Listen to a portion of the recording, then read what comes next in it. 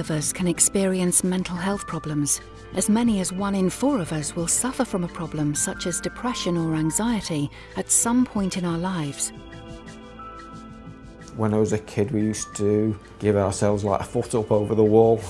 You put your hand up, somebody would put the foot in your hand and they'd climb over. That's all we do. We may just see people for half an hour, give them a foot up, just a little bit of support.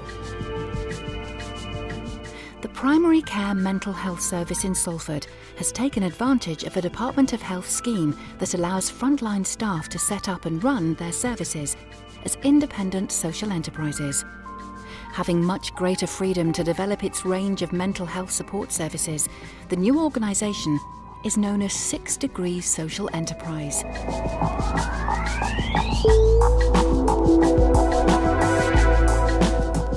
I'm very pleased today to be able to support the launch of the 6 Degrees Social Enterprise. This is a groundbreaking innovation.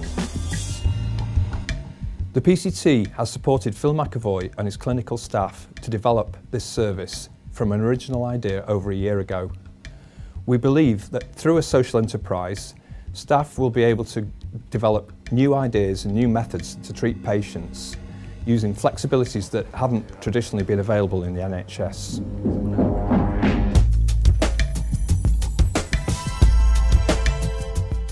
The main aim of 6 Degrees Social Enterprise is to help people help themselves in practical and effective ways. So the PCT allowed us to explore different options. We decided that the most appropriate way forwards for us was to apply to become a social enterprise so that we would be self-governing, a non-profit making organisation, and therefore we can reinvest in our service for our patients.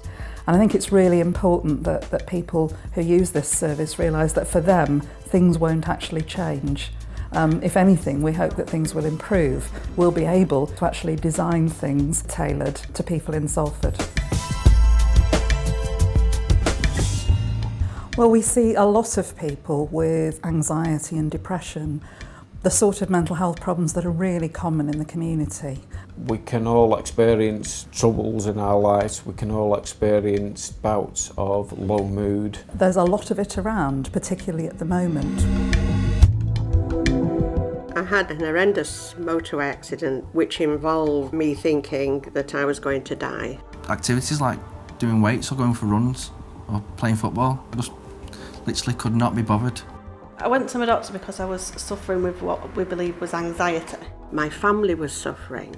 I just picked up the phone, rang up my GP, booked an appointment and then took it from there. Initially I wasn't sure how a stranger would be able to help. At first I didn't know what was going to happen when I walked into the room, but after a while I felt comfortable. To be with somebody who could recognise that these things do happen to you. The counselling was very good. We did get into self-help and coping mechanisms. I was going to become active in healing myself. No, I'm just enjoying what I already had, but I didn't realise that I already had it. The pieces of me have been put back together. The person I was 6 months ago isn't the person I am now. I feel completely different. We usually schedule sessions between around 30 minutes.